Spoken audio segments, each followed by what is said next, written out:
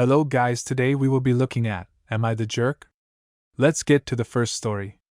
Am I the jerk for telling one of my daughter's classmates' moms to frick off about what I put in my daughter's lunch? For some context before the story, I, 38F, cook Asian foods regularly for dinner and for my daughter, Lily's, 7F, lunches at school.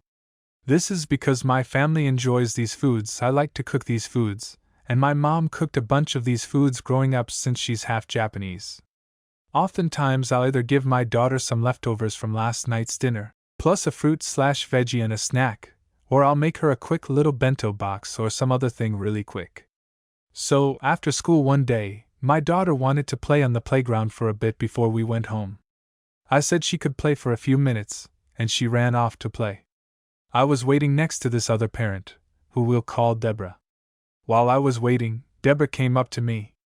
"Deborah, are you Lily's mother?" Me, "Oh, yeah, I am, why?" Deborah, "Well, your daughter's lunches have been bothering my son, and I would like to ask you to pack something else." Me, "What? How are they bothering him?" She then proceeded to start talking about how her son was complaining about my daughter's lunches smelling terrible, and that he thought it was disgusting. She also said her son didn't eat most of his lunch because he was so grossed out. Me, "Okay, I understand your son doesn't like the smell, but can't he just sit somewhere else?" Deborah, "Are you kidding me? My son shouldn't have to put up with whatever crap you make your daughter bring to this school. It's disgusting." And she started making more vaguely racist complaints, but I was fed up at this point. Me, "Listen, I understand your son might not like my daughter's food, but he can very easily just not sit next to her.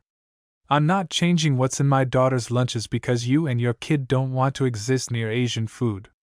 Frick off." She angrily stomped off with her kid then, and my daughter finished playing soon after, so we went home. I talked to my husband about it, and he said that maybe I shouldn't have told her to frick off, to avoid her bothering us in the future. Am I the jerk? Story 2. Am I the jerk for telling my wife I don't care about her dreams? My wife wants to be an influencer on TikTok and YouTube. She has been creating mommy content and content about her day-to-day life. When she told me this is something she wanted to do, I didn't have a problem with. I only said that I don't want our children, 4M2F, in any of her content. I didn't monitor her channel because it didn't really seem necessary. I recently watched her channel because I thought it'd be cute, so see what she does in her day-to-day life. I found our children faces in almost all of her content. I told her straight up she needs to remove all of her content. She said that she knew I wouldn't agree, but she doesn't think this is a big deal. I don't like children content. I feel like a lot of the time when you see that children make profit, they become less of your kids and more of a product, and your interactions become more performative. And I can see the same thing has happened in her because she posted a video of her getting our 2-year-old out of a tantrum and how she deals with it. But how is your first instinct to record and hold a camera whilst our baby is crying? She started crying, saying that she built this up and this is her dream and deleting her content will ruin it. And I said I simply don't give a fuck. If you don't delete it, I will consider a divorce.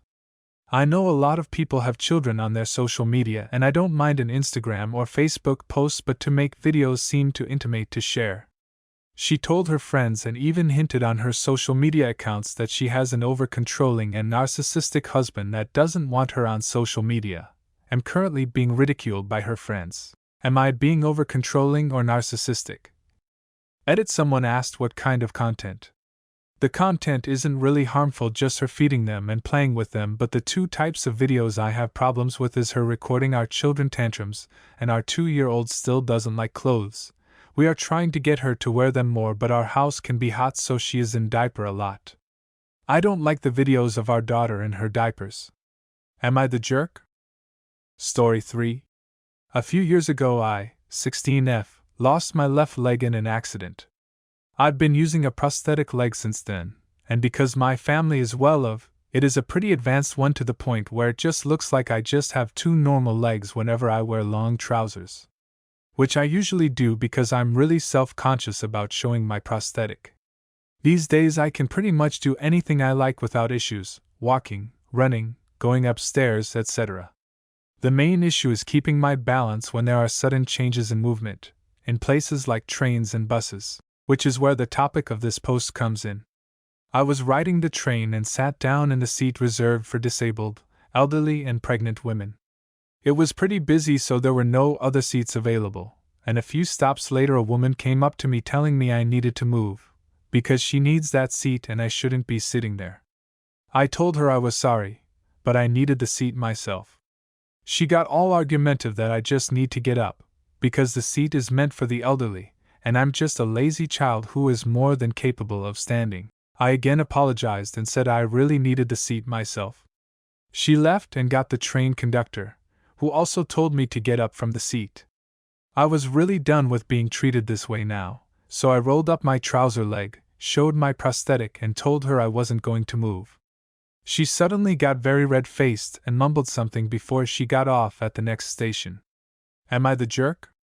I could have said I have a prosthetic right away, but it's a really touchy subject for me and it makes me feel very self-conscious. That's why I always wear long trousers so nobody can see or has to know.